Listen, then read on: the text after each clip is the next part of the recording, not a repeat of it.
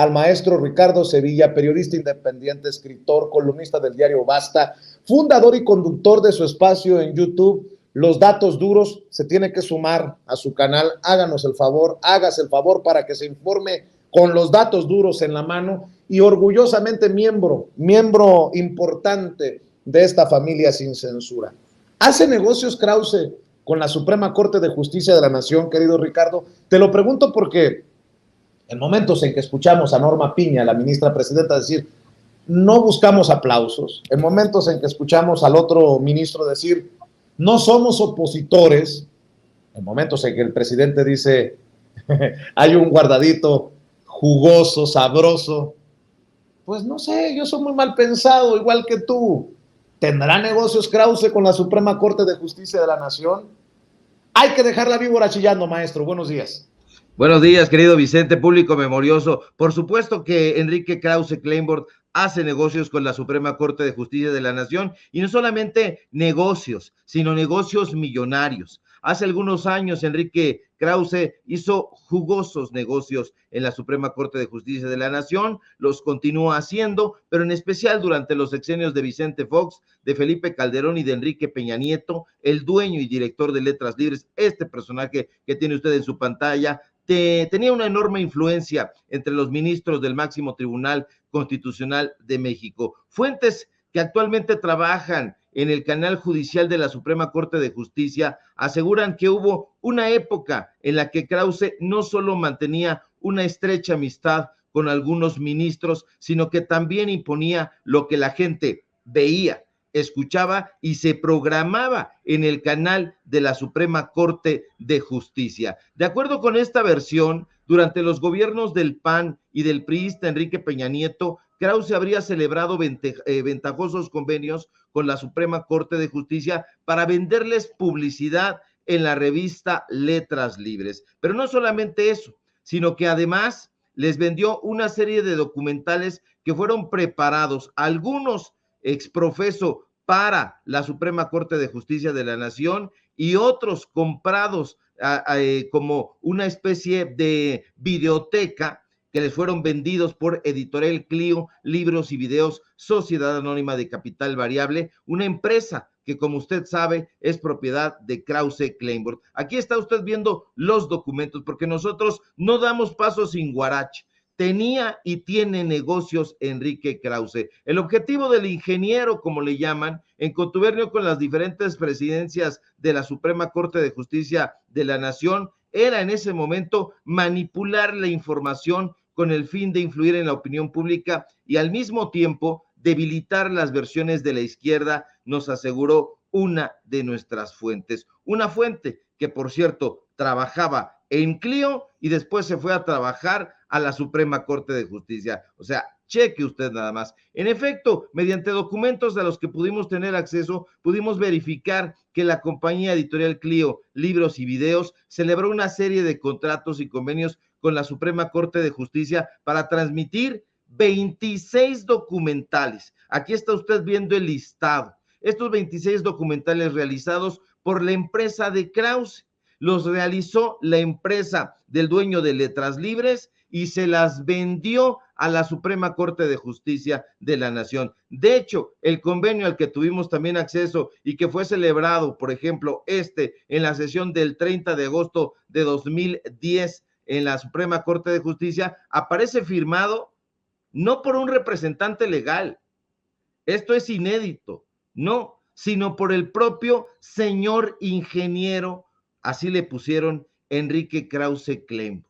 Aparece la firma autógrafa del dueño de Letras Libres. Ya no se anduvo con moderaciones, ya no envió a Javier Lara Bayón, que como usted sabe y se lo hemos dado a conocer, es uno de los personeros, disque historiador, disque editor, disque documentalista, pero en realidad uno de los personeros de Enrique Krause. No, no fue firmada por él, fue firmada por el propio Enrique Krause Kleinbord. El acuerdo entre la Suprema Corte de Justicia y el Comité de Comunicación Social y Difusión de la Suprema Corte estableció en sus cláusulas que serían estos 26 títulos documentales, muchos de ellos narrados por el propio Enrique Krause. los estuvimos buscando, los estuvimos monitoreando y vimos que la narración es del propio Krause. Algunos escritos por Lara Bayón, otros narrados por Guillermo Sheridan Prieto. El monto de la compra fue de 485,576 pesos,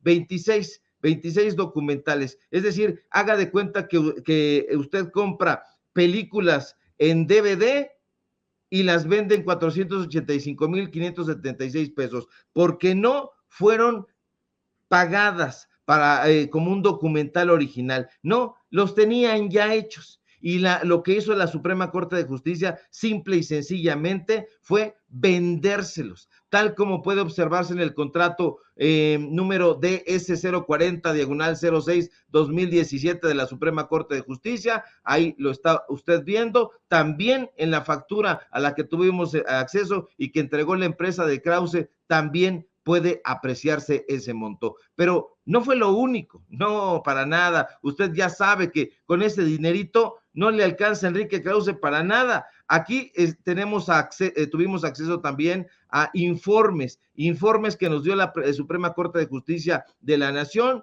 y vemos que en 2016 hicieron un documental por 2,990,000 pesos. Otro contrato para transmitirse en Justicia TV, otro documental de 812,000 pesos. Un documental, otro, de 4,422,240 pesos. Otro documental para transmitirse en exclusiva en Justicia TV por 3,712,000 pesos. Otro contrato más, uno chiquito, que fue para comprarle esto, 485,576 pesos, como lo está usted viendo con datos duros. Pero eso no fue solamente lo que hicieron, no. El 19 de febrero de 2008 hicieron otro convenio para transmitir su material.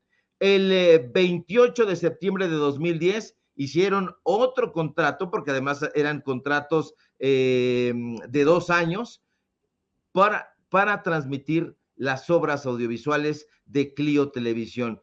Un año después, en 2011, se hicieron una sesión de derechos de 50 programas. Todo eso costaba, costaba y costaba caro. Aquí lo está usted viendo desglosado. Otro convenio del 19 de febrero de 2008, otro convenio del 28 de septiembre de 2010, contratos, uno de 2011 para otra sesión de derechos de programas de 7 emisiones de México Nuevo Siglo, otro contrato de 2012, sesión de derechos de 26 títulos cinematográficos, México Nuevo Siglo. Otro contrato más cercano por la producción y transmisión de 2 documentales de carácter histórico con duración de 45 minutos. Aquí todo lo está usted viendo. Hay un contrato adicional, un contrato de más de 3 millones de pesos que usted va a ver. Nosotros entramos al canal de la Suprema Corte de Justicia de la Nación y vimos, y usted lo puede ver, porque no le pedimos que nos crea, sino que le crea a los datos duros, que vea las cláusulas de los contratos, que las compare, vaya al canal de YouTube de Justicia TV, que es como se llama ahora ese canal de la Suprema Corte de Justicia, y ahí le pagaron un documental de la Suprema Corte de Justicia de la Nación que se llama Sus épocas jurisprudenciales, enero de 1871, febrero de 1995, le pagaron a Enrique Krause 1,600,000 pesos. Un segundo documental también de 1,600,000 pesos, sus épocas jurisprudenciales del 4 de febrero de 1995 a la actualidad. Es decir, fueron 2 partes, un total de 3,200,000 pesos,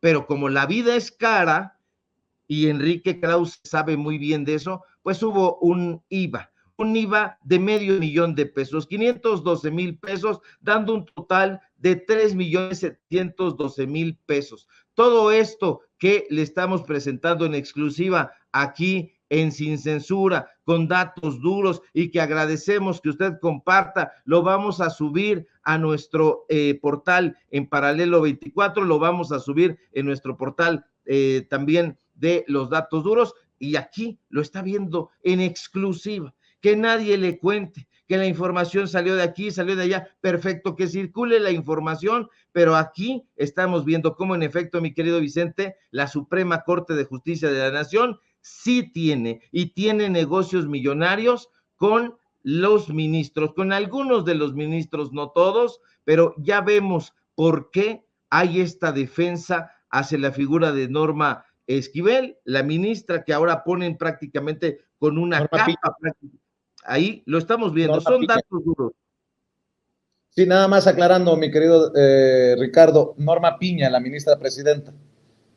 Así es, Norma Piña, la ministra presidenta, que ahora, pues ya ve usted que paradójicamente o curiosamente le hacen una prensa muy interesante o muy a modo en el libres. Antes vimos ahí que estaban dándole un seguimiento pues muy extraño, muy a modo, muy sincronizado, y ahora vemos por qué. Si hacemos la suma de esto, nos va a dar una bonita cantidad. Millones por un documental, millones por otro documental, millones por convenios de transmisión, miles de pesos por comprarle un repositorio de películas prácticamente que ellos ya tenían, y además ahí también se lo pusimos y van a vender doble, porque ahí lo puede ver usted también en estos documentos y se los vamos a ir subrayando en un momento más. Hicieron un convenio con Televisa. En Televisa también dijeron, hay que pedirle permiso a Televisa, y en Televisa nos van a dar sin duda la oportunidad de que todo esto salga a relucir. No se le olvide a usted quiénes son estos personajes, no se le olvide a usted quién es Enrique Krause Claymore, este personaje que es dueño de la editorial Vuelta, que edita la revista Letras Libres, dueño de esta televisora, que es Clio Televisión, porque es también una televisora, hace productos que le vende a Televisa, y pues bueno, ha sido miembro de la junta directiva del Instituto Cervantes, miembro del Consejo de Administración de Televisa, miembro del Consejo de Administración del Grupo Financiero Santander, y esos son los datos duros que ellos no quieren que demos a conocer, pero nosotros vamos a seguir desnudándolos, mi querido Vicente. Oye, por lo que estás mencionando, Ricardo, debo de decir que suscribo lo que publica en Twitter la querida Nancy Flores, corresponsal de la revista Contralínea. Dice, el cochinito del Poder Judicial asciende a 20.516 millones de pesos, reveló hoy el presidente Andrés Manuel López Obrador.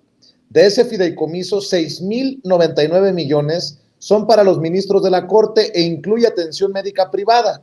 Ojalá la ministra Piña, que según es distinta, rinda cuentas. Pues ojalá que también aclaren, rindan cuentas, expliquen esto que está señalando mi querido Ricardo, porque no creo que en el Poder Judicial tengan sesgo ni preferencia para los grandes intelectuales de México como don Enrique Krause.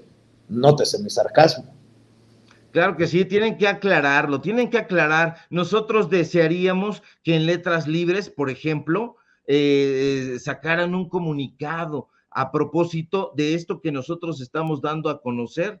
Son los propios documentos membretados con número de folio que emitieron en Chilaque, que es la calle donde se encuentra la revista Letras Libres, y que dijeron que ya cerraron. Ayer pasábamos por ahí, curiosamente, porque estábamos preparando material, y resulta que están trabajando sin ningún problema. Le están mintiendo a la gente, dicen que ya cerraron esas oficinas, pero no, ahí están trabajando. Dicen que recortaron la revista Letras Libres porque ya no tenían dinero, y los vemos ahí trabajando. Y si usted suma estos, ¿cómo les llamaremos? Apoyos, estas tracaleses que están llevando a cabo van a sumar millones y millones, y por ahí hay un caminito que lleva directamente a la Universidad Nacional Autónoma de México y que ya veníamos explorando, pero que vamos a seguir explorando porque hay un camino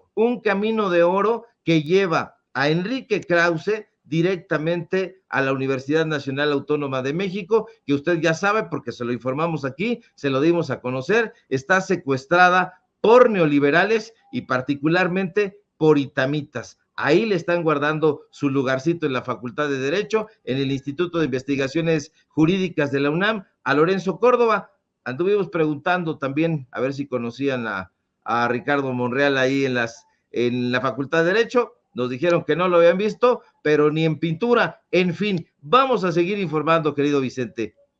Así es. Mi querido Ricardo, antes de que te vayas, déjame preguntar tu opinión. Hoy que estamos conmemorando este día, en el Día Internacional de la Mujer, déjame proyectar para la audiencia de Sin Censura mensajes como el de la propia ministra Norma Piña y el de Kenia López Rabadán, porque sobre todo el de la panista me resulta muy hipócrita, con mucho respeto.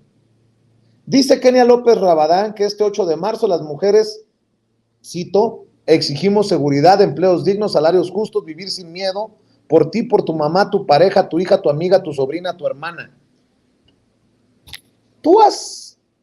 Antes de proyectar este mensaje, ¿tú has leído, escuchado, visto a Kenia López Rabadán, por ejemplo, pronunciarse contra los ataques misóginos de Pedro Ferriz Híjar o del Pelón Gomis contra Citlali Hernández? Entiendo que la senadora Citlali Hernández no es del grupo del PAN, ella es secretaria general de Morena, es senadora de Morena federal por la Ciudad de México, pero que no se nos olvide que Kenia López Rabadán es la presidenta de la Comisión de Derechos Humanos del Senado de la República. Por eso lo pongo sobre la mesa. Para algunas mujeres o para todas. Yo no sé si tú la has leído en solidaridad con Citlali Hernández por los ataques acerca de su apariencia, de su complexión, que son ya tristemente avalados por muchos. Bueno, no voy a decir más, la gente lo ha leído, la gente sabe que se burlan de Citlali porque está llenita, porque está gordita y bueno, en ese sentido es asqueroso lo que hacen personajes que son públicos como Pedro Ferriz Híjar y el Pelón Gomis, pero yo insisto, no he leído, no he visto, no he escuchado a Kenia López Rabadán solidarizarse, ni en este Día Internacional de la Mujer, contra los ataques a compañeras senadoras como Citlali Hernández. ¿O tú sí, Ricardo?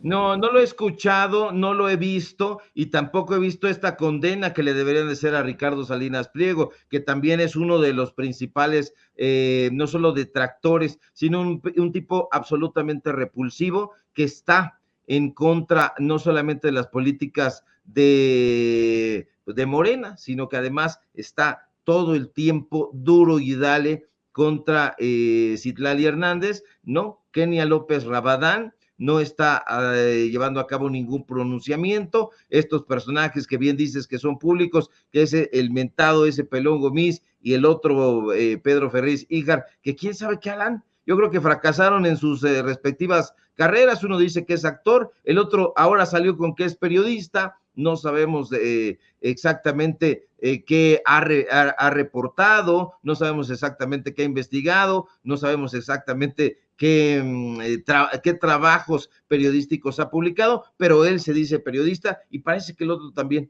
Ahora ya está ahí con Carlos Alarraqui y lanzando pullas, dardos venenosos, saetas pestíferas en contra del corazón de la Cuarta Transformación, pero no he visto ni escuchado a Kenia López Rabadán y la verdad no va a haber ningún pronunciamiento de parte de ella, porque estos personajes son hipócritas de cuerpo entero, hipócritas de tiempo completo, y pues deberían de pronunciarse a favor de una mujer, en este caso Citlali Hernández, pero no lo van a hacer y están callando, y con ese silencio están avalando los ataques. Lo mismo por los ataques a Beatriz Gutiérrez Müller. La han apodado de todo, la han despedazado, hombres, ya no digo mujeres, hombres. Y Kenia López Rabadán con silencio cómplice. Por eso digo que este mensaje es hipócrita, pero al final es solo mi opinión, y como siempre le digo, no me crea ni a mí a ojos cerrados. Vea y escuche. Millones de mujeres nos manifestamos y exigimos igualdad, seguridad, empleos dignos, salarios justos, vivir sin miedo. Este 8 de marzo, marcha en las plazas, marcha en las redes, marcha en tu casa, marcha donde quieras, pero no te detengas. Marcha por ti, marcha por todas.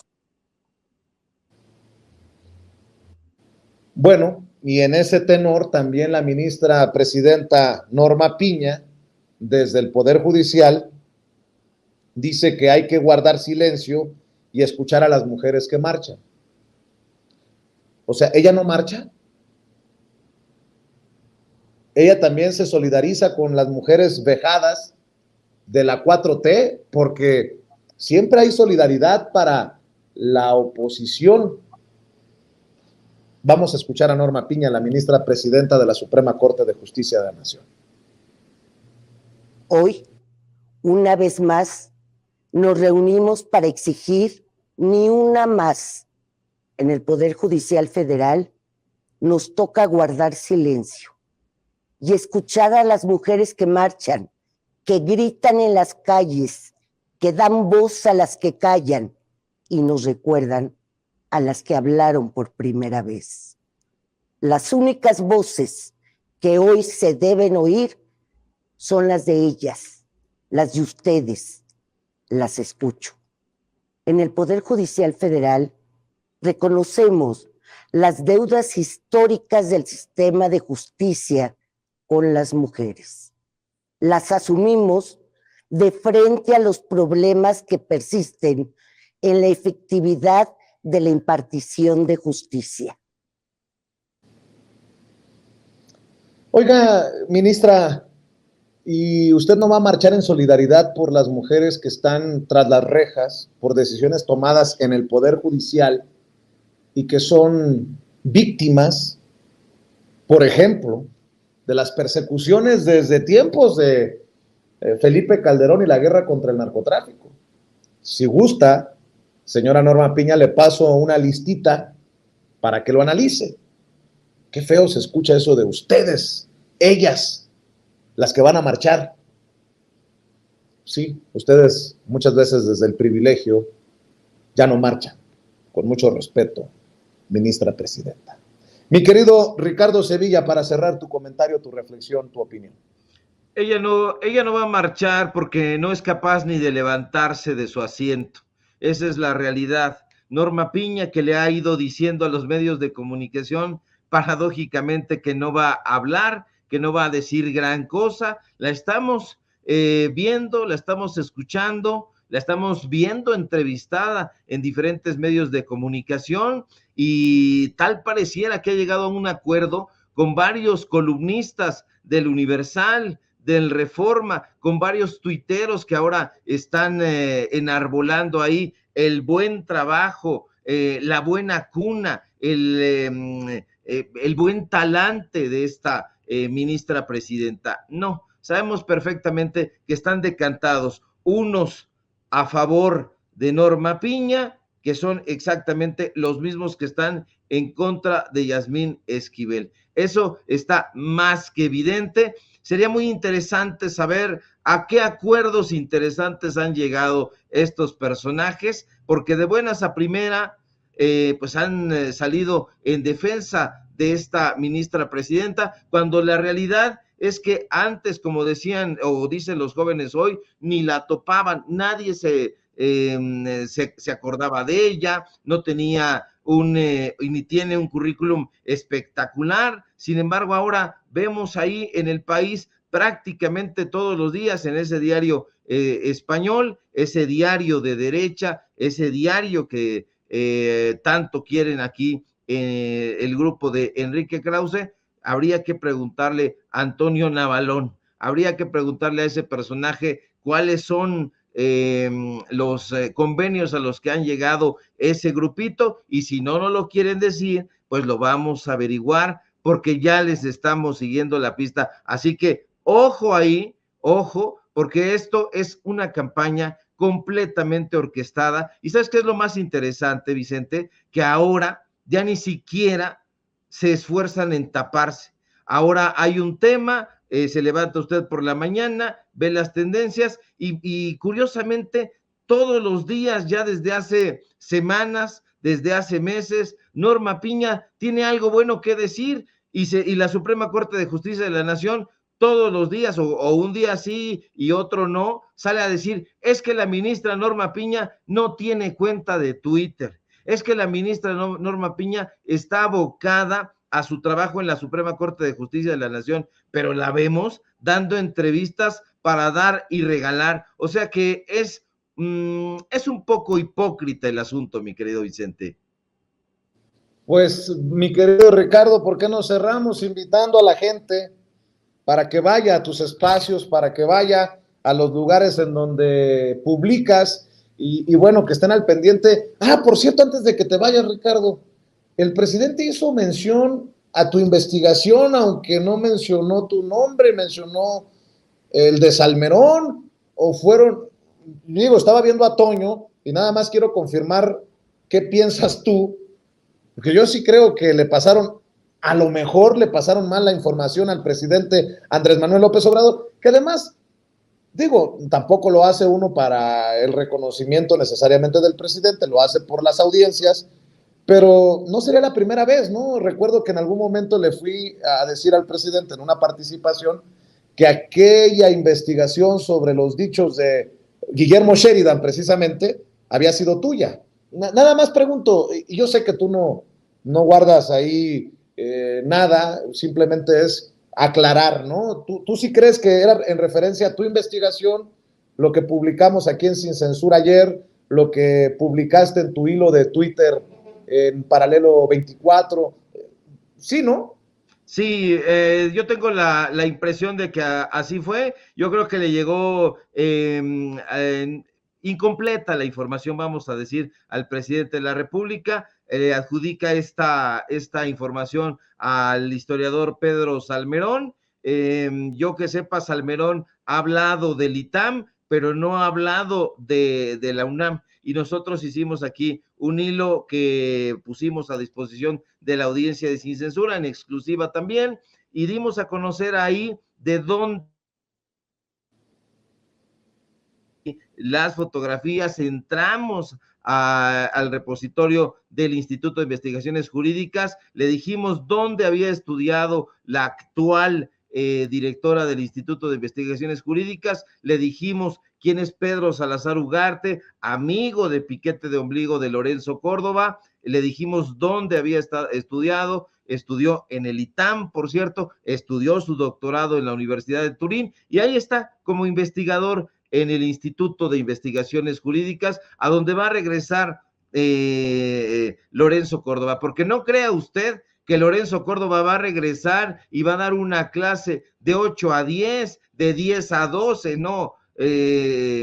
Lorenzo Córdoba va a regresar como flamante investigador del Instituto de Investigaciones Jurídicas, donde tiene a su amiga González Contró, que es la actual directora de ese instituto y que además fue abogada general, ahí colocada, removida y premiada por el rector Enrique Graue. Es información que nosotros le dimos a conocer, creo que le llegó incompleta al presidente López Obrador. No lo hacemos en efecto para el reconocimiento del presidente y prácticamente para ningún reconocimiento, sino para que la gente esté enterada, pero sí en honor a la honestidad sería interesante. Ya vi que ahí le están diciendo a Pedro Salmerón que pues que sería interesante que él hablara a propósito de eso, que dijera que la investigación es de nosotros, pero si lo dice o no lo dice, nosotros le mandamos un saludo y le mandamos un saludo a toda la gente que nos está apoyando, que nos está viendo y que sabe del trabajo comprometido con el periodismo libre e independiente que estamos practicando aquí, especialmente en Sin Censura y en todos los espacios donde estamos colaborando, mi querido Vicente. Eso, mi chingón, mi querido Ricardo Sevilla. Cerremos invitando a la gente a tus espacios. Y por cierto, a pesar de que no me quiere, y además es mutuo, saludos a don Pedro Salmerón, a ver cuándo se le quita lo soberbio y habla un día de estos en Sin Censura. Se enojó un día porque entrevistaba al doctor Alfredo Jalife y nunca más me quitó de la lista negra, pero hay que reconocer que tiene trabajos importantes. En su momento defendimos la posibilidad de que se fuera de embajador, pero bueno, creo que no perdona muy fácil que digamos Pedro Salmerón, a quien en algún momento me encontré en los pasillos cuando trabajaba en la Octava. Él iba a una entrevista con Julio Astillero, pero bueno, pues así es Pedro Salmerón. Le mandamos un saludo y esperamos que ya nos quite de la lista negra. Ahora sí, maestro. Claro que sí, yo creo que sí, tiene que bajarle Salmerón. Digo, si se habla con Enrique Krause,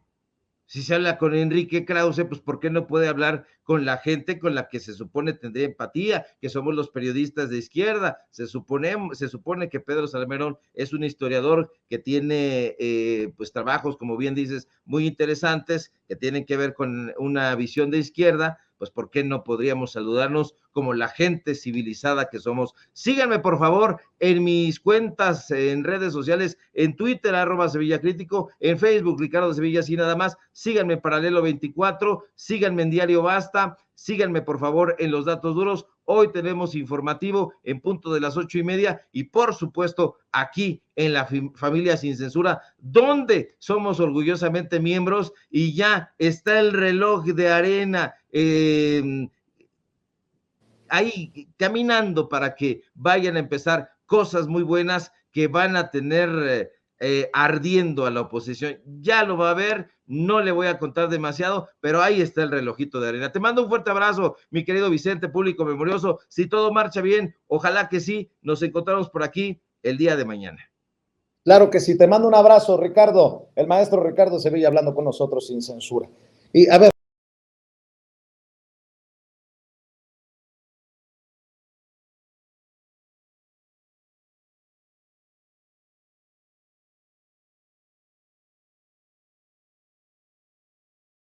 sobornos y apoyar al narcotráfico en México cuando fue el superpolicía de Calderón, y al maestro Jaime Hernández, editor de La Jornada Sin Fronteras en el gran periódico La Jornada. Mi querido Paco, mi querido Jaime, muy buenos días. Déjenme iniciar preguntándoles, ¿qué piensan de esto que exhibe el presidente Andrés Manuel López Obrador, querido Paco, querido Jaime Hernández, quien por cierto va a regresar muy pronto por cuestiones de conexión? ¿Qué piensas de este guardadito del que habla, Paco, el presidente Andrés Manuel López Obrador en el Poder Judicial de la Federación, de miles de millones de pesos? ¿Cómo lo entiendes? ¿Cómo estás, Paco? Buenos días. Vicente, buenos días. Jaime, ahora que regrese, buenos días. No, bueno, mira, pues es el problema con la Suprema Corte de Justicia de la Nación, que en realidad es el Poder Judicial Federal, es que son un poder muy oscuro, muy aparte, es un poder que ha vivido en el privilegio, es un poder que ha vivido del PAN y del PRI y que ha vivido inmerso en la corrupción. En realidad, yo cuando el presidente dice, hay estos guardaditos, pues recuerden, por algo le llamamos la burocracia dorada. Son intocables e inatacables. Mira, podemos ir ciertamente a la Suprema Corte de Justicia de la Nación, que se divide entre conservadores, ultraconservadores, panistas y priistas, y alguno ahí se salva, pero desde que Ernesto Zedillo Ponce de León reformó el Poder Judicial, han sido una cueva de ladrones, esos son verdaderamente, que a los que nadie puede tocar. Con Salinas, hasta Salinas era lo mismo, ¿eh? Por eso Zedillo la reforma. Su primer acto de gobierno es enviar una iniciativa de ley en diciembre del 94 para reformar el Poder Judicial de la Federación. Ciertamente reducen el número de ministros y reducen muchas cosas, pero en realidad es un cambio para seguir peor que antes. Es un poder, siempre ha sido muy oscuro. Y mira, no solo hablamos de las grandes decisiones, que esas son las que se discuten todos los días, que liberó las cuentas bancarias de Linda Cristina Pereira Gálvez, que ahora es el eje de lavado de dinero del cártel García Luna, Calderón, Vicente Fox Quesada, o de la liberación de recursos de Luis Cárdenas Palomino, o cualquier tema, Rosario Robles, eso lo discutimos todos los días. Pero hay temas del Poder Judicial que no vemos. Mira, podemos mencionar, ahorita se me ocurre uno. Sí, hay que ver policías, por ejemplo, que llegan a un juzgado, finalmente llegan con su caso de pensiones, por ejemplo, y ya reconocido todo, ya a la espera de la solución de un magistrado, y le tardan, el juicio de por sí ya tiene 2 años, se lo tardan 7, 8, 9 meses más, y es inatacable, es inobjetable. Es decir, el Poder Judicial, federal, local, estatal, como lo quieran, es verdaderamente un poder muy oscuro, que nunca ha ayudado a este país. Y mira, hablo con los pelos en la mano, ¿eh? Cuando una persona va a un juzgado civil, es una locura si no tiene dinero, tiene que enjuagarle la mano a los secretarios de acuerdo. Uno nunca puede comprobar la corrupción de un juez o de un magistrado, porque los que recibe son los secretarios de acuerdos. Es una locura el Poder Judicial. Entonces, este guardadito, mira, no debía asombrarnos, porque todas las instituciones independientes, en este caso es un poder, el Poder Judicial, es reconocido por ellos. Nepotismo, compadrazgo, amiguismo, sospechosismo. Desde que lo reformó Zedillo no ha tenido un gramo de credibilidad. Y mira, no solo ese, hay que ir al Tribunal Electoral del Poder Judicial de la Federación. Se creó cuando, en 1996, si no me falla la memoria, en 96 se creó. ¿Ha tenido algún día el tribunal un gramo de credibilidad? De veras, la magistrada Janine Otálora Malasis difundió la posible sentencia sobre el caso del INE por un error. No, es un poder muy corrupto.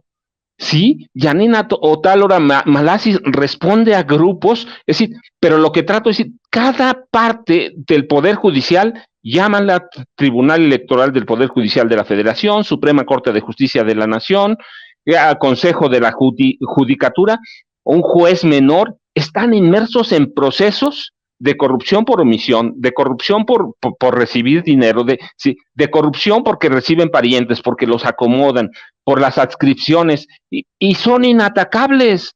Entonces, lo que dice el presidente en realidad es más grave de lo que parece. ¿Por qué? Porque lo tenemos que sumar a todo lo que ha pasado, por ejemplo, desde que tomó posesión, o desde que juramentaron a Norma Piña como ministra presidenta de la Suprema Corte de Justicia de la Nación. Y no les interesa, de veras, Vicente, no les interesa.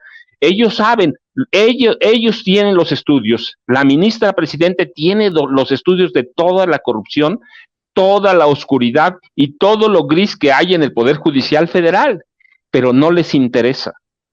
No les interesa, porque entonces recuerdan que son independientes, que son uno de los 3 poderes de la nación, y lo hacen valer, y nadie se puede meter con ellos. Si ellos mañana deciden congelarte tu dinero, sin consultarte lo pueden hacer. Pueden hacer lo que se les pegue la gana. Entonces, mientras no haya reformas en serio al Poder Judicial, mira, vamos a seguir igual. vamos a seguir igual. La ministra presidenta va en el mismo camino, va a hacer sus arreglos grupales, a decirles, por favor, pórtense bien, recuerden que si uno pone el mal ejemplo, nos ven a todos. Espérate, no, uno toma medidas radicales, vamos a revisar, aún con una medida o con una sentencia ya definitiva, se puede recomponer, ellos lo saben, hay procesos para rectificar, pero no quieren, no les interesa. Entonces no hay que ver solo a la Suprema Corte, hay que ver al Tribunal Electoral, hay que ver a los jueces, hay que ver al Consejo de la Judicatura. Si uno de ellos se corrompe, solo ellos se pueden castigar. ¿Y sabes cuándo se castigan? Casi nunca. Entonces hay que hacer una profunda revisión de todos esos temas oscuros que hay en el Poder Judicial.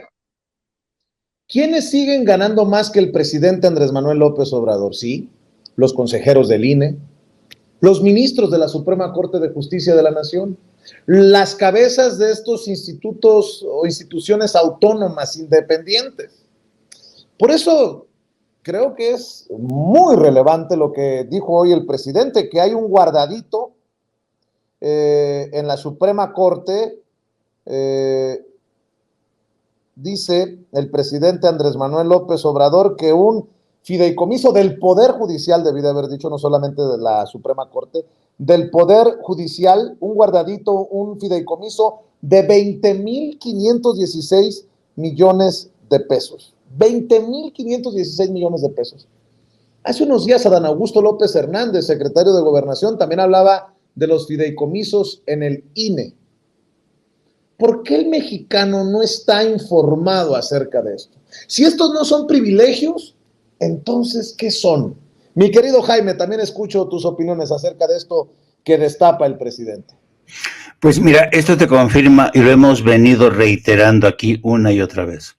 El aparato judicial, el Poder Judicial y también el Instituto Nacional Electoral se han convertido en los dos últimos reductos, bueno, en algunos de los dos más importantes reductos que la oposición, los poderes de las grandes corporaciones, de los partidos políticos tienen todavía en su haber.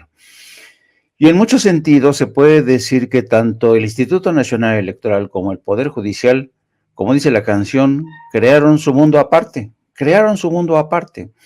Y este descubrimiento de este fideicomiso por más de 20,000 millones de pesos, que es creo que es por 4 o por 6 el presupuesto de la Presidencia de la República, revela hasta qué punto el Poder Judicial, insisto, es un feudo de dirigentes, de mandarines, que tienen control sobre todo el aparato judicial. Ellos deciden desde la más alta instancia de comando del comando hasta el último ministerio público, hasta el último juez. Ellos deciden quién es culpable y quién no lo es.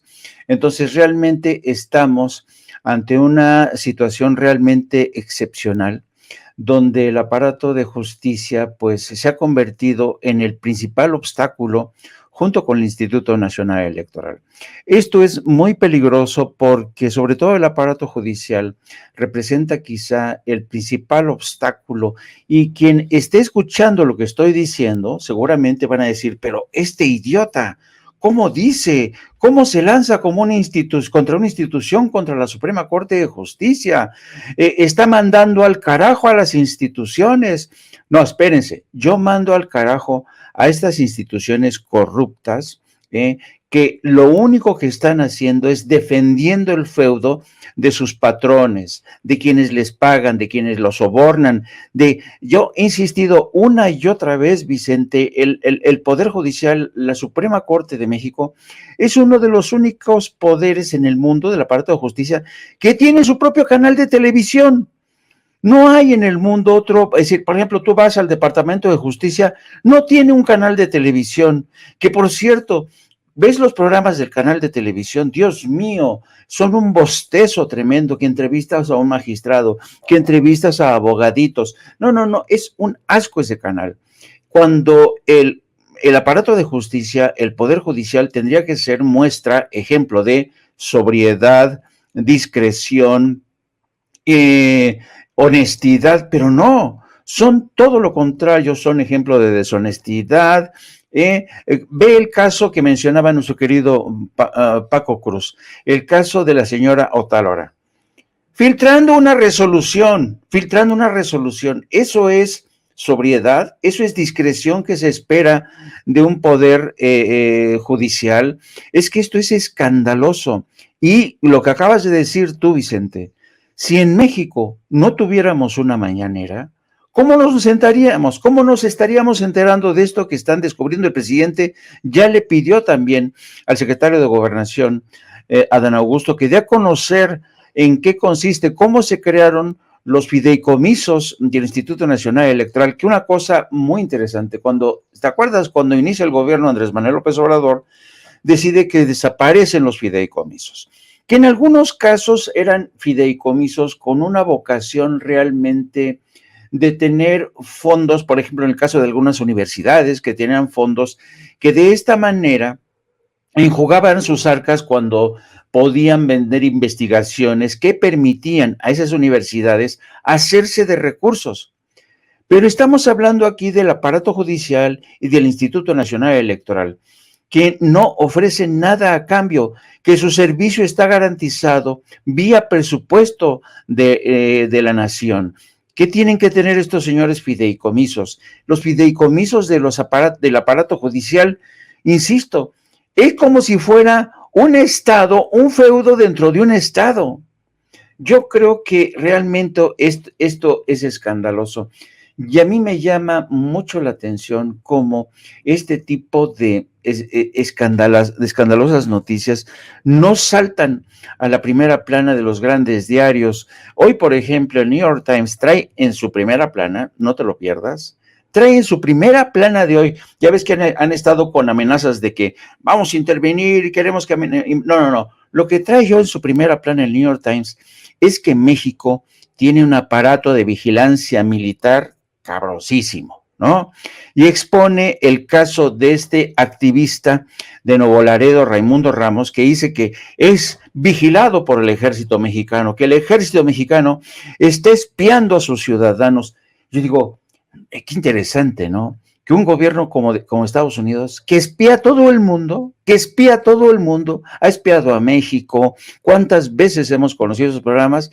Se escandaliza porque dice que el ejército mexicano espía a activistas como, insisto, activistas entre comillas, como Raimundo Ramos de Nuevo Laredo, por sus presuntos vínculos con el crimen organizado. Pero ahí lo defienden a capa y espada, y The New York Times se dice escandalizado porque hay un espionaje del ejército mexicano y que el ejército mexicano se está convirtiendo en el principal espía de la nación.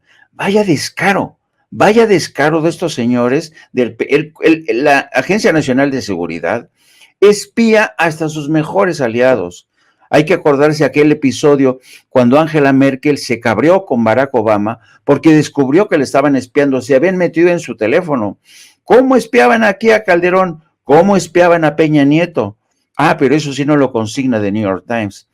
Y estos señores de New York Times tienen el descaro de sumarse a esta política que ha criminalizado a personajes como Julian Assange.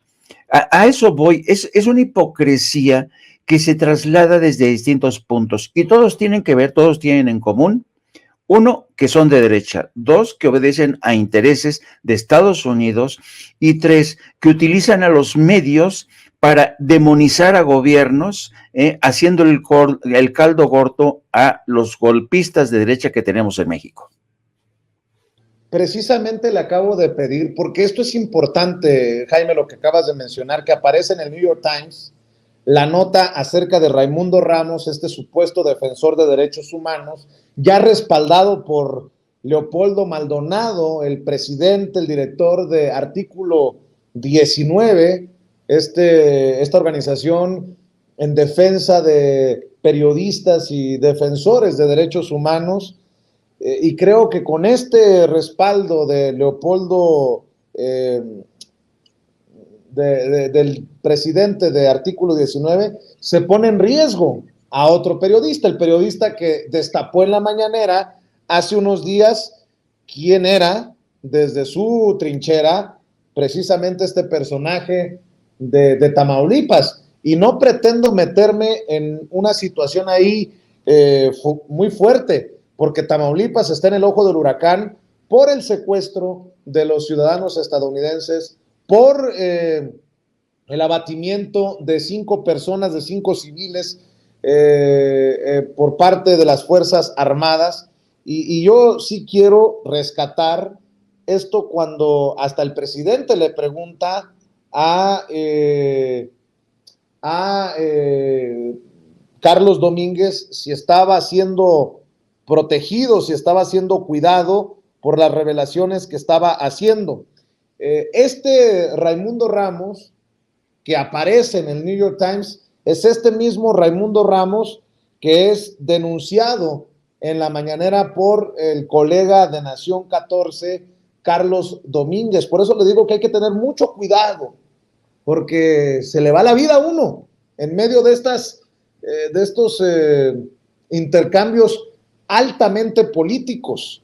Vamos a ver si escuchamos precisamente este caso de Raimundo Ramos, presunto defensor de derechos humanos, mientras estoy revisando, porque la acaba de enviar nuestra Ceci Vega, en la primera plana del New York Times, esto del espionaje en México, que eleva las preocupaciones sobre un estado militar, así lo ponen en el New York Times,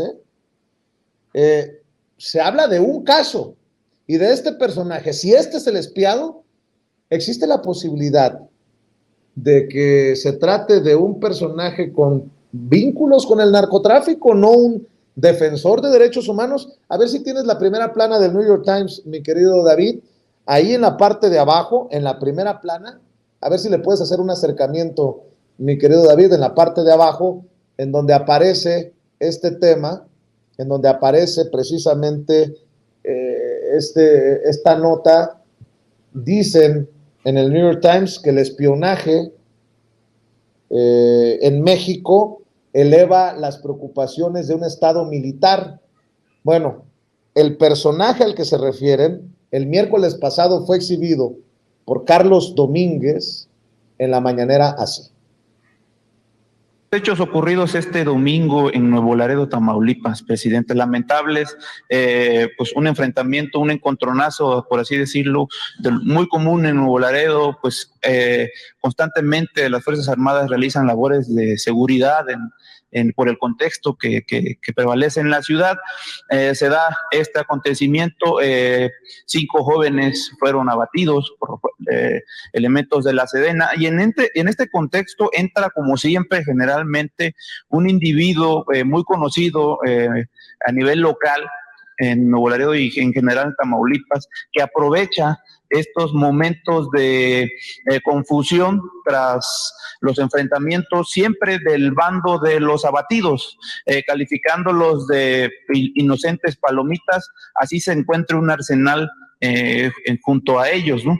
Se llama Raimundo Ramos Vázquez y se acredita siempre como presidente del Comité de Derechos Humanos de Nuevo Laredo. Este sujeto, presidente, lleva más de 10 años desacreditando, calumniando a las Fuerzas Armadas mexicanas, siempre con un modus de aprovechar estos contextos para hacer que se replieguen en sus labores de seguridad las Fuerzas Armadas en lo que se investiga qué sucedió en realidad.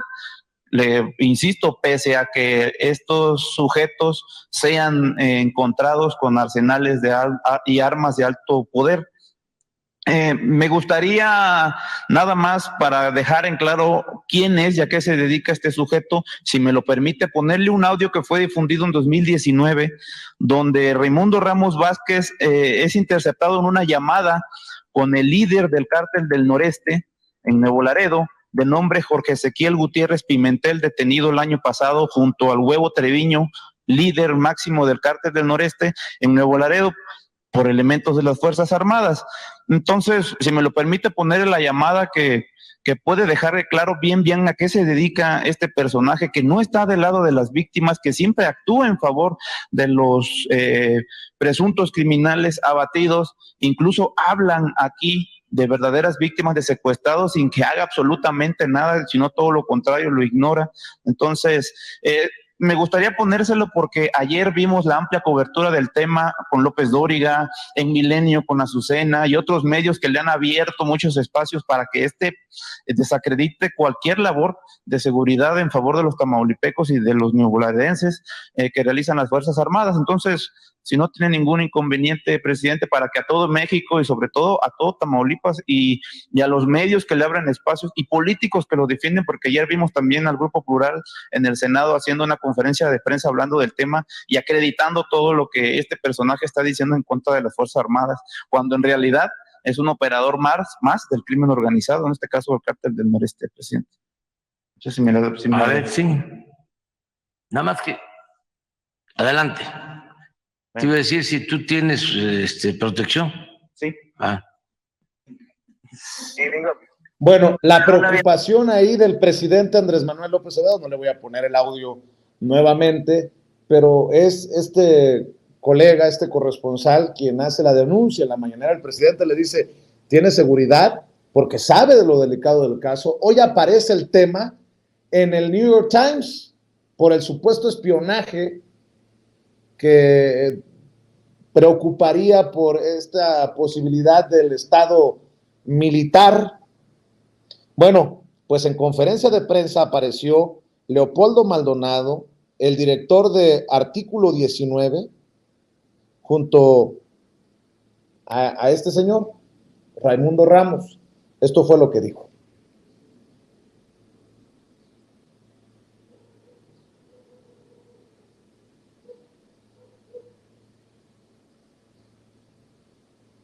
Bueno, vamos a ver y escuchar a Leopoldo Maldonado, el presidente, le decía, de Artículo 19, lo tiene identificado como su video G, don David.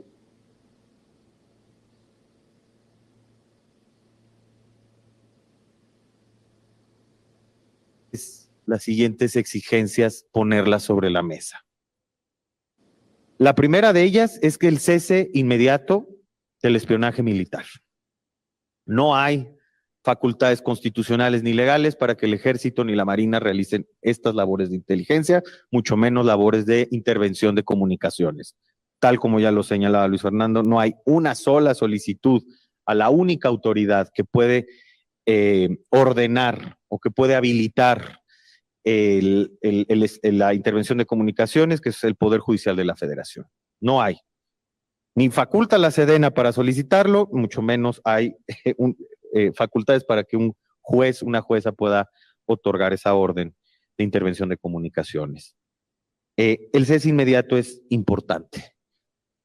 Lo segundo es que el Congreso haga valer que efectivamente la autoridad civil está sobre la autoridad militar, es decir, que hay un control civil sobre las autoridades militares, se le llame a comparecer a la Sedena y se brinde información sobre estos casos y particularmente sobre la existencia que hoy se revela del llamado Centro Militar de Inteligencia.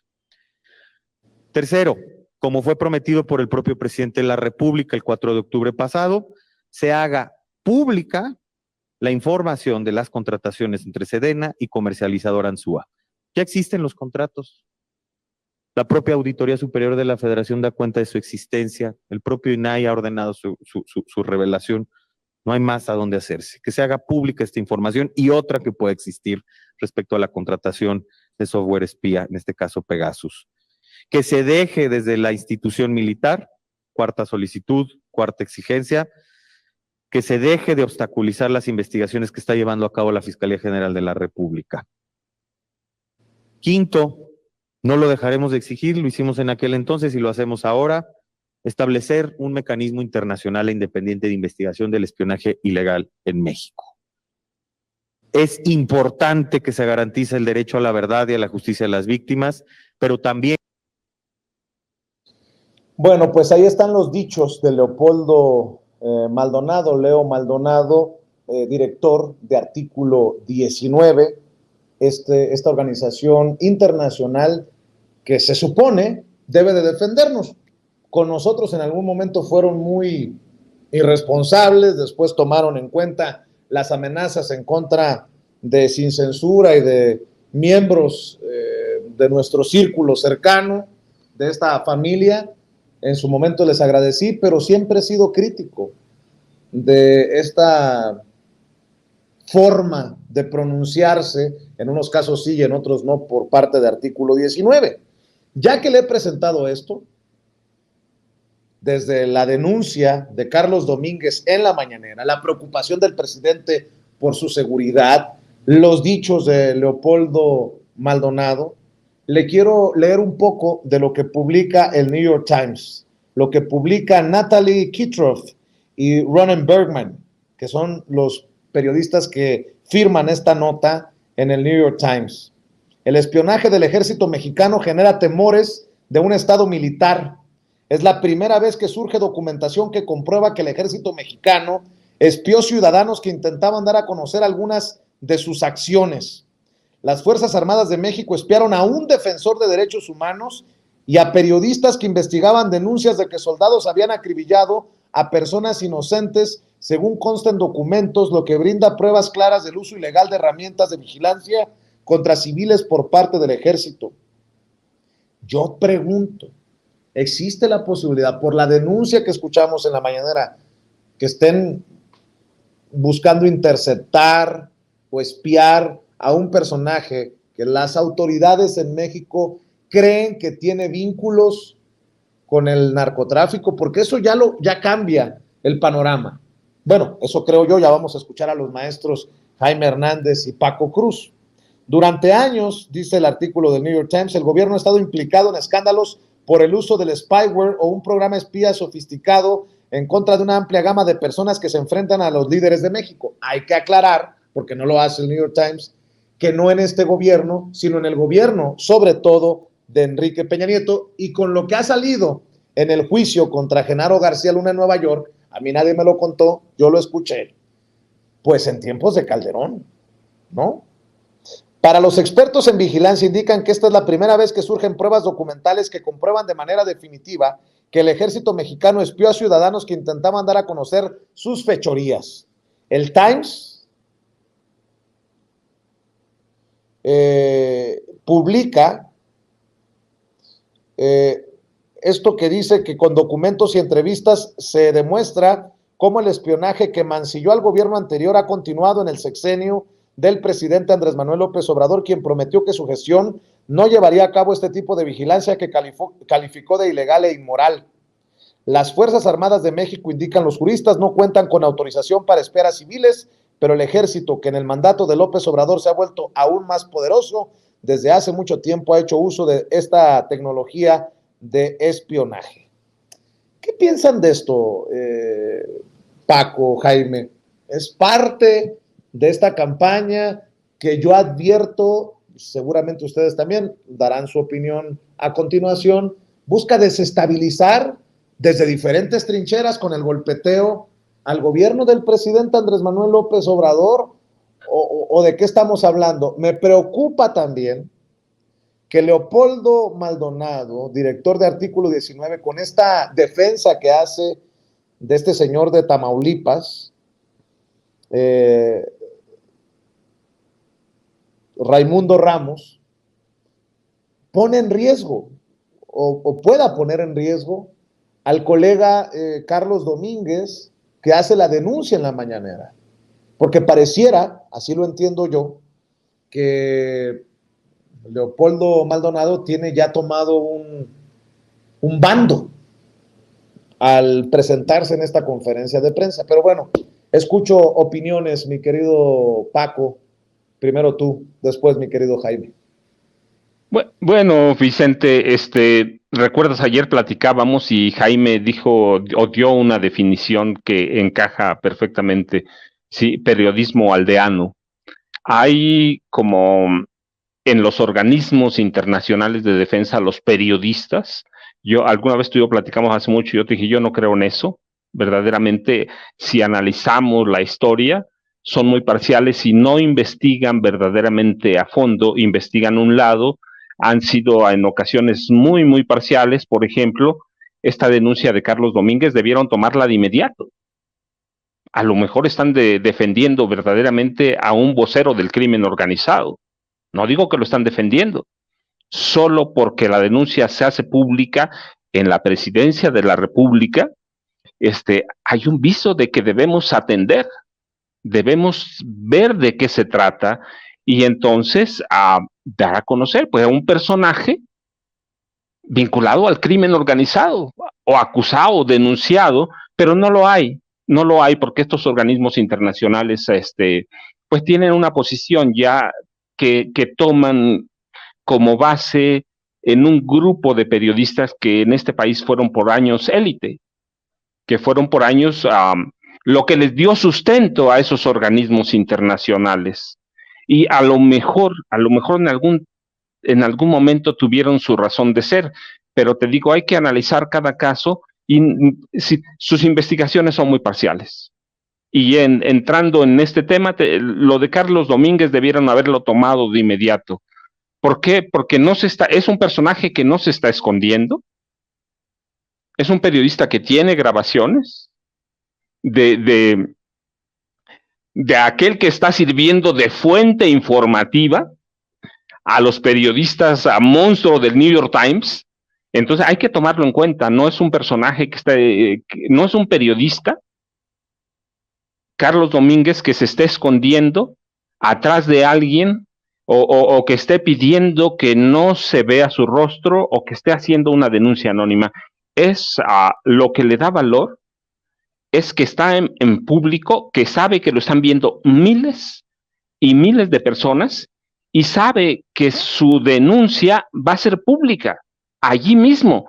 Entonces, artículo 19 debió haberlo tomado de inmediato, y de inmediato debió haber dado, en esa conferencia de prensa, debió haber dado su versión, ¿sí?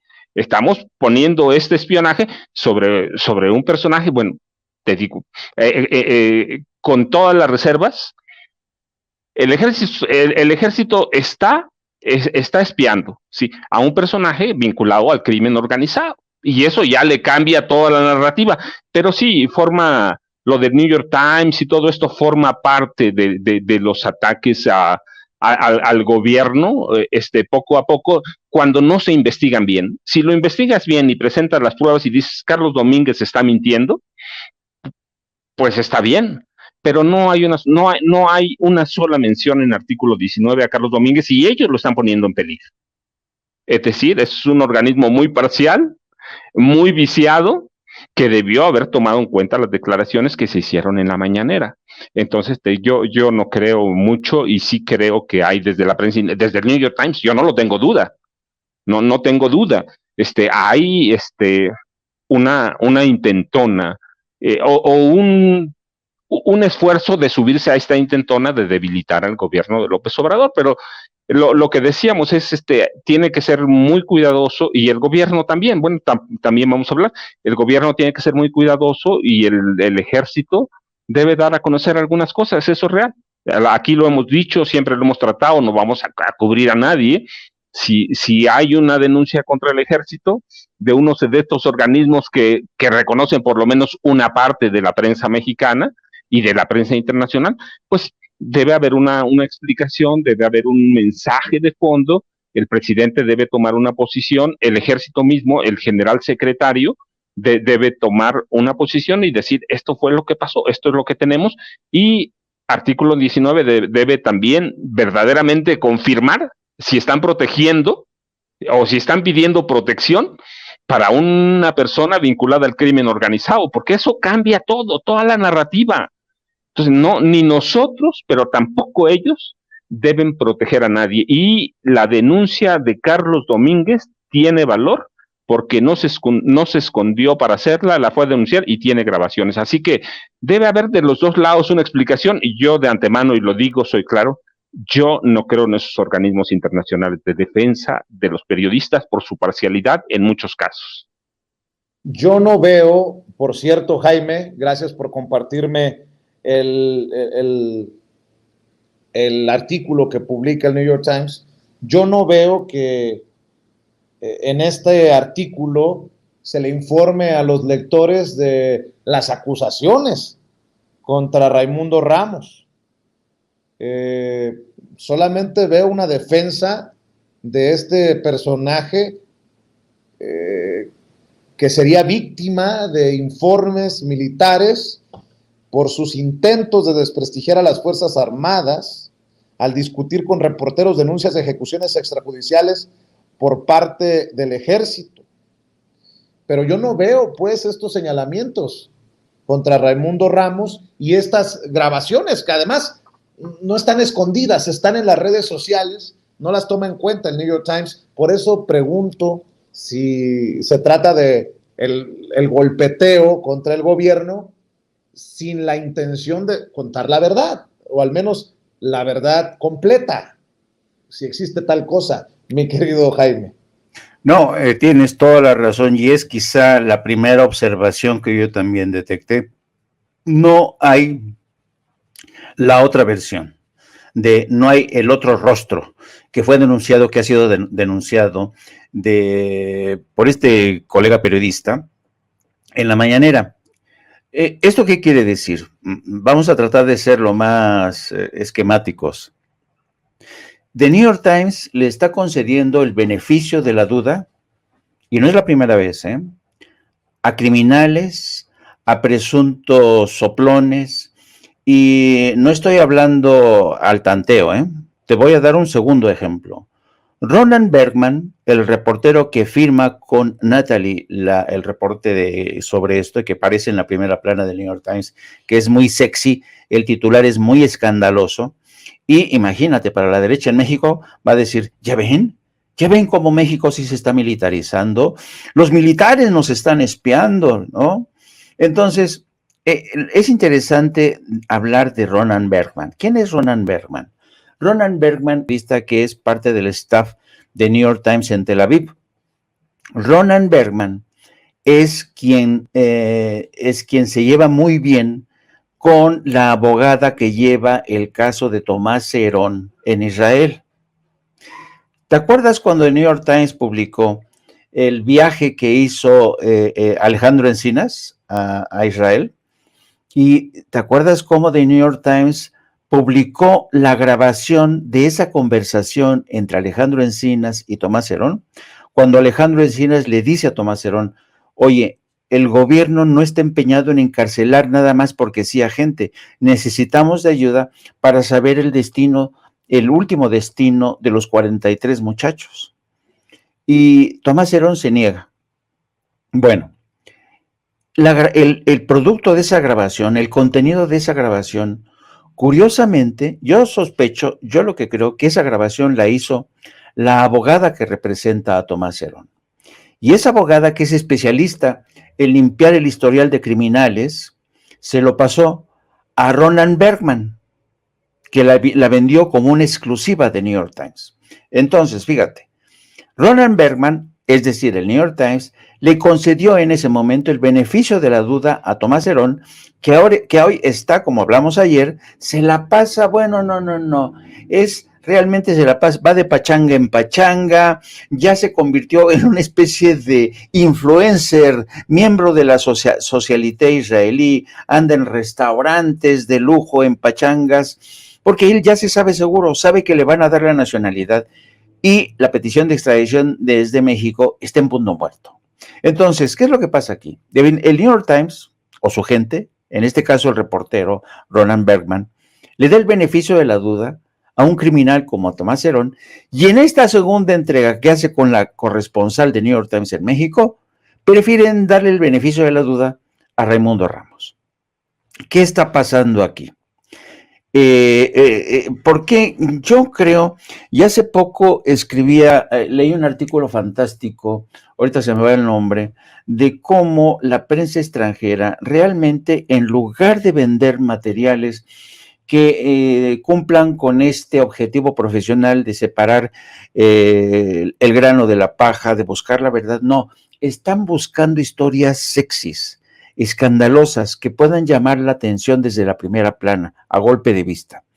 Eso lo ha hecho The Wall Street Journal, eso lo ha hecho The Washington Post, eso lo ha hecho The Guardian, y eso lo ha hecho ahora y lo sigue haciendo The New York Times. ¿Con el fin de qué? Vender más periódicos, vender más escándalo. Además, le hacen el caldo gordo a la derecha en México, que tiene sus vínculos con Estados Unidos. Yo te comenté que ayer yo estaba entretenido, muy entretenido, porque Arturo Sarucán dice que definitivamente el presidente Andrés Manuel López Obrador ya perdió la batalla en la narrativa extranjera, de la prensa extranjera, que porque dice que nadie le cree, ya todo mundo sabe que, si bien es cierto que Andrés Manuel tiene el control de la narrativa interna, gracias a las mañaneras, pero ha perdido la batalla en la prensa extranjera. Entonces, claro, aquí ya ves el objetivo de gente como Arturo Sarucán, que cabildean en medios, cabildean con periodistas, los corresponsales extranjeros aquí. ¿A quién van a recurrir? Siempre entrevistan, siempre consultan con esta gente, los Denis Dresser, los Raimundo Rivapalacio, los Alejandro Jope, los Héctor de Mauleón, que les dicen, no, este gobierno está de la chingada, ¿no? Y ese es el problema, y eso es lo triste, porque mira, que yo lo diga, que The New York Times prefiere darle el beneficio de la duda a criminales, a soplones, y no a un gobierno electo democráticamente por más de 30 millones de mexicanos, eso está muy cañón, Vicente. Además, estamos hablando de un caso, no de decenas o cientos como en el sexenio de Enrique Peña Nieto. Y lo importante aquí es buscar la verdad. Si hay que denunciar, que se denuncie. Pero estoy hablando de este caso en particular porque es claro que hay un lado de la historia que se asumió ya como verdad, poniendo en riesgo, insisto, al que denuncia en la mañanera. Y bueno, para cerrar, mi querido Paco, mi querido Jaime, el presidente Andrés Manuel López Obrador, en estos intercambios entre México y Estados Unidos, creo que le pega un martillazo al clavo en la cabeza. Me extraña que no supieran de García Luna si trabajaban juntos. Para aquellos que andan alebrestados del lado gringo, que presten atención a lo que dijo el presidente en la mañanera. Vamos a ver y escuchar. Gracias. Muy buenos días, señor presidente. Janet Galindo, de Grupo Transmedia La Chispa, Campeche, Tabasco, Yucatán, Quintana Roo, Petroleras y Estado de México y Ciudad de México. Tras todos estos acontecimientos que se dieron en Matamoros, ayer el embajador Ken Salazar emitió un comunicado de alerta y que se tiene que trabajar para controlar los cárteles tanto en México como también en Estados Unidos. ¿Cuál sería su opinión al respecto de este tema, presidente? Pues que hay que seguir trabajando, tiene razón, para evitar la violencia aquí y allá, en México y en Estados Unidos. Y cada quien tiene la responsabilidad de garantizar en sus países la paz, la tranquilidad. Y lo de ayer o de estos últimos días de los estadounidenses, pues fue muy lamentable, ¿no?, que esto sucediera. Se actuó bien porque pronto se encontraron a las personas, 2 fallecidos, un herido, otro bien, y se atendió pues esta situación de urgencia, muy lamentable, además por los familiares de las víctimas. Hicieron también, ¿no?, un escándalo nuestros adversarios, allá y acá. Nosotros tenemos que terminar la investigación para saber con precisión qué sucedió, informar aquí cuál fue la causa. Ya se está haciendo la investigación para informar.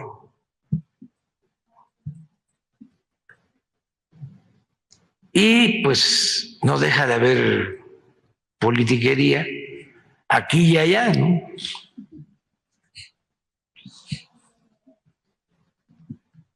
Ya hemos hablado de eso. Pero tenemos que trabajar juntos, respetando nuestras soberanías. Es que antes se metían al país y ellos decidían.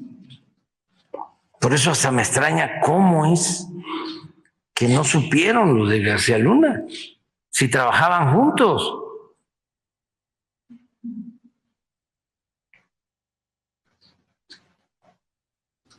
Esta declaración del presidente me parece importante porque mucho hemos hablado de justicia, que el caso de Genaro García Luna nos puede poner en el camino a hacer justicia por todo lo que ocurrió al margen de la ley, mi querido Paco, y creo que el presidente se sostiene que para que haya justicia necesitamos conocer también a los cómplices de García Luna del lado estadounidense, o a los ingenuos, o a los pendejos, porque ya ves que Calderón dice que él fue muy pendejo porque no oyó, no vio, no supo de lo que hacía su superpolicía. Dándoles el beneficio de la duda a los gringos, pues a lo mejor García Luna fue recibido con alfombra roja por Barack Obama, por Hillary Clinton, por Robert Mueller, el director del FBI en su momento, porque tampoco sabían, tampoco vieron, tampoco escucharon. Pero esto, en medio de los señalamientos de Estados Unidos hacia México, también es importante buscar desmenuzarlo, cómo el presidente está respondiendo a los, pues a todo esto que está llegando, sobre todo desde Estados Unidos, Paco. Vicente, mira, no, sí sabían, pero claro que sabían. Y claro que, además de que algunos de ellos sí se hacen bien pendejos, hay que decirlo, otros son cómplices de García Luna. Estados Unidos sí sabía, y sabía lo que estaban haciendo. Tan lo sabían que propician un tráfico legal amañado de armas. Y propician también un tráfico legal de drogas a Estados Unidos. Es decir, hay cómplices allá también. ¿Por qué no se notan los cárteles como aquí? Bueno, porque el mercado es diferente, porque está muy difuminado, porque ya saben cómo hacer la droga a pequeños mercados que van moviendo, distribuyendo y vendiendo la droga. Sí hay cómplices. No puede ser posible que tantas toneladas de droga, por lo menos a 50,000 kilogramos que ayudó a contrabandear García Luna, que llegaron a Estados Unidos, no lo supieran. No, sí lo saben, lo sabían desde los 90, estaban conscientes, pero ¿qué hicieron? También promovieron algo que les conviene a ellos, una carrera armamentista entre los cárteles de la droga. Hay que ver qué tipo de armamento tiene el cártel de Sinaloa, qué tipo de armamento tiene el cártel Jalisco Nueva Generación, y eso redunda ¿en qué? En ganancias. Es decir, el problema del crimen organizado, no solo del narcotráfico, tiene dos partes. Una, los consumidores, y si hay consumidores en Estados Unidos es porque no han hecho su tarea, pero no solo eso.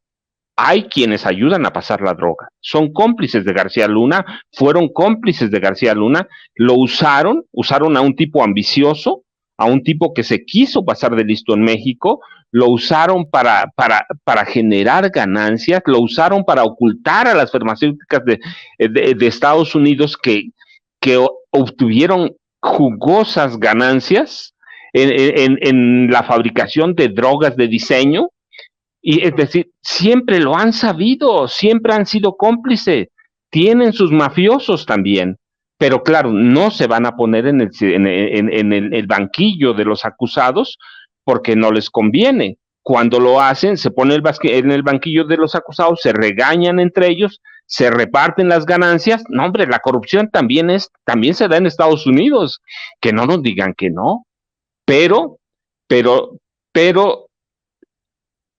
son una potencia, y eso hay que entenderlo, son un imperio, también debemos entenderlo, y en la medida que puedan joder, van a joder. Entonces, el presidente López Obrador tiene mucha razón. ¿Quiénes son sus cómplices? No nos lo van a decir claramente, pero viene desde quienes permitieron el tráfico de armas a través de Rápido y Furioso, pero yo lo he platicado. Genaro García Luna tenía en sus registros, en sus archivos, el registro por lo menos de 500,000 armas. ¿De dónde viene la mayoría? Sí, algunas nos llegan de Alemania, otras llegan de Israel, pero la mayoría llega de Estados Unidos. ¿Por qué permiten llegarla? Pues porque tienen un negocio con la Asociación del Rifle, que es muy poderosa y que es protegida por legisladores de Estados Unidos. Son los grandes cabilderos de ese país. Así que no nos vengan a cuentear. Los farmacéuticos son grandes cabilderos de este país. Si hacemos una disección de la legislatura, la Cámara Baja y la Cámara Alta de Estados Unidos, vamos a encontrar a qué grupos protegen cada uno, y el de las armas es uno, la farmacéutica es otra, pero Genaro García Luna le sirvió como una mascarada para encubrir todo eso. Nos llenaron de armas y se llenaron de dinero. Por eso no se juzgan, porque son el imperio, pero que son cómplices. El presidente tiene razón. No es el primer funcionario de nivel que lo hacía. Genaro García Luna ya había tenido sus antecedentes en otros funcionarios, que ellos lo permitieron, que ellos liberaron incluso. En el gobierno de López Portillo permitían todo eso, lo permitían, pero ¿qué hacen? Pues porque no se van a sentar en el banquillo de los acusados y van a generar ganancias a sus mafias locales, a la corrupción en la DEA, a la corrupción en el Departamento de Inmigración, a la corrupción en el FBI. Entonces, pues no se van a poner en el banquillo de los acusados. ¿Por qué? Pues porque son el imperio. Pero si lo sabían, sí. Se hacen bien pendejos, siempre se van a hacer, Vicente y Jaime. Y a lo mejor en un futuro podrían enfrentar, cuando se desclasifique, hoy otros gobiernos acá en Estados Unidos podrían enfrentar algún tipo de consecuencias, pero igual y no. Y los saludo con mucho gusto, querido Paco, querido Jaime. Me estoy sumando a esta transmisión. Los abrazo desde la distancia y le pido al equipo que nos grabe. Quiero, para cerrar contigo, Jaime, precisamente en este tema, compartir este cartón que publica Helio Flores, lo vamos a poner en pantalla, un cartón en el que sale William Barr, el exfiscal general de los Estados Unidos en tiempos de Donald Trump, diciendo: urge mandar al ejército de Estados Unidos contra los cárteles mexicanos. Es un cartón que hace unos momentos yo le compartí a mi esposa, que es estadounidense, ¿no? Mi esposa me preguntaba, oye, pero pues él sí estuvo involucrado en armar a los carteles. Yo le dije, en estricto sentido, todos los presidentes y sus gabinetes desde Ronald Reagan son responsables de armar a los miembros del crimen organizado, porque el 80% de las armas en México provienen nada más y nada menos que de los Estados Unidos, así de sencillo, ¿no? Y esa es la realidad. Es una situación que desafortunadamente no se reconoce, no enfrenta ningún tipo de consecuencia, como bien planteaba Paco, y que pues hasta cierto punto pasa de lado, desafortunadamente, en los medios de comunicación corporativos acá, donde estoy convencido, Jaime, están buscando cambiar la narrativa para, de alguna u otra forma, y no entiendo por qué, lavarle la cara a Felipe Calderón. Cada vez que se menciona este tema de los estadounidenses secuestrados, cada vez que se menciona el tema del fentanilo y etcétera, están citando las últimas declaraciones precisamente de Barr para el Wall Street Journal, ¿no? Están diciendo, bueno, esto fue lo que dijo Barr, que Felipe Calderón sí combatió a los cárteles mientras que el presidente López Obrador los está facilitando a no hacer nada, pero de ninguna forma se menciona algo que es fundamental también en la narrativa noticiosa, que es el juicio a Genaro García Luna, quien fuera el hombre fuerte de la seguridad en México durante todo ese periodo, y eso no lo menciona, mira, ni en el Washington Post, ni en el New York Times, ni en el Wall Street Journal. Me llegan a mí, como a ti te llegan, como a Paco, como usted que nos ve, que nos escucha, las alertas, los punch news de estas, pues de estos periódicos, y nada se menciona de lo de Genaro García Luna, pero sí se menciona las declaraciones funestas de alguien como William Barr, además de todo. ¿Qué opinas de esto, Jaime? Pues evidentemente todo tiene que ver con el calendario electoral, Toño, y me explico. Mira, el señor Barr, para empezar, como fiscal general de la nación bajo la presidencia de Donald Trump, fue el encargado de cubrirle todas las vergüenzas, todas las ilegalidades que cometió Trump mientras estuvo en el poder. Fue el hombre que permitió que Trump mandara llamar a la Guardia Civil para proteger a la Casa Blanca, para protegerla de los manifestantes de este movimiento de Me Too, porque mucha gente estaba ya realmente protestando por esta política de segregación racial, de violencia racial, que había alcanzado nuevos máximos. William Barr le protegió todos estos excesos a Donald Trump. Y también el señor Barr llegó a mencionarse incluso que tenía aspiraciones presidenciales. Así es que no me extraña que William Barr se haya sumado a este coro de candidatos republicanos o militantes o entusiastas del Partido Republicano que consideran que la mejor opción para acabar con la violencia en México, una violencia que les atañe a ellos por compartir frontera con nosotros, la mejor opción es enviar al ejército. Esta ya hemos dicho una y otra vez, esto jamás va a suceder, porque el día que Estados Unidos opere o ordene una operación militar en México, bueno, en serio, es que puede ser desastroso para las relaciones de México y Estados Unidos, dos naciones que tienen un intercambio comercial de más de 600 mil millones de dólares, una frontera de más de 3.200 kilómetros, comparten, yo siempre he dicho que las relaciones entre Estados Unidos y México son como las relaciones entre dos hermanos siameses, uno moreno y otro güero, así. Comparten el hígado, comparten el páncreas, comparten el cerebro, comparten el pulmón. El futuro, el destino geográfico nos ha hecho inseparables, ¿no? Entonces, realmente pensar en la posibilidad de un ataque de Estados Unidos en México para deshacerse de los carteles, no, hombre, eso sería la chispa que incendiaría la pradera, ¿no? Y hay que tener en cuenta otra cosa. En Estados Unidos, ¿cuántos paisanos, cuántos migrantes de origen mexicano hay? ¿Te imaginas? O sea, los efectos serían realmente increíbles, ¿no? Entonces es una tontería, francamente. Quien se crea ese cuento de que un día Estados Unidos va a intervenir, pues realmente no sabe, no entiende de historia, no sabe lo tumultuosa, lo complicado que han sido las relaciones entre los dos países. Y no es lo mismo que pelearse con Rusia, que está a una larga distancia, o con China, ¿no? O meterse en la guerra entre Rusia y Ucrania. No es lo mismo meterse en tu patio trasero, dentro de la terminología que utiliza Estados Unidos. Así es que, por otro lado, yo creo que el presidente hizo bien al señalar al gobierno de Estados Unidos, porque, como bien dice el presidente, bueno, es que ustedes también sabían lo que estaba haciendo Genaro García Luna. Y yo recuerdo mucho una entrevista que concedió Roberta Jacobson poco después de que fuera detenido Genaro García Luna y empezara a surgir este escándalo sobre su alianza con los cárteles de la droga. Y en esa entrevista, Roberta Jacobson, porque claro, todo el mundo le preguntaba, oiga, ¿cómo es posible? Ustedes no sabían nada, ¿cómo es posible que haya trabajado con ustedes hombro con hombro? Y Roberta Jacobson, te voy a leer literalmente lo que dijo Roberta Jacobson en aquel entonces. Fíjate, entre comillas, Culpar a Estados Unidos por datos que poseía y sugerir que el gobierno de México no tenía la misma información sobre la corrupción o problemas de un funcionario, probablemente es tan inocente y peor, francamente, que una duplicidad.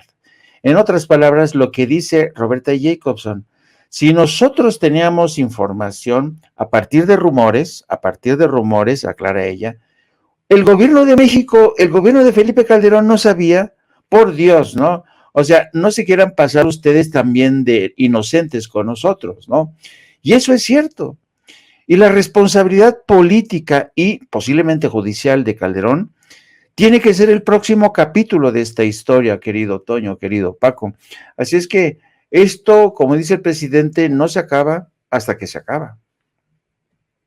Así es, son capítulos que tendremos que seguir revisando. Yo también veía con mucha duda y con mucha intención estas declaraciones de Roberta Jacobson, de cómo solamente se echa la bolita cuando pues obviamente hubo conocimiento de las autoridades mexicanas, pero que no lo supieran las autoridades estadounidenses es algo verdaderamente cuestionable. Y tienes toda la razón, Jaime, estaremos muy, muy pronto viendo el siguiente capítulo llamado Felipe Calderón, a quien considero, mira, si no enfrenta, y también querido Paco, querido público consentidor, si no enfrenta algún tipo de consecuencia penal en México, ya existe esta investigación, este caso en la Corte Penal Internacional, está obviamente habiendo una investigación acá en Estados Unidos y mal que bien podría en algún momento enfrentar las consecuencias como Saddam Hussein, como Milosevic, ¿no? De sus actos, como otros genocidas en su momento. Y no me queda pues más que agradecerles, queridos compañeros, que se hayan conectado con nosotros a esta mesa de diálogo, mesa de trabajo, y rogarles, como siempre, que nos compartan sus redes sociales, a ver cuándo me invita Jaime a su programa, porque nunca me invita. Pero... Claro que sí. Jaime, pues compártenos tus redes sociales. Sí, querido Toño, estamos a poco más de una hora para iniciar el programa de No Apto para Cínicos. Arrancamos a las 14 horas. Le pido a la gente que por favor nos busque No Apto para Cínicos en YouTube. Búsquenos, suscríbanse.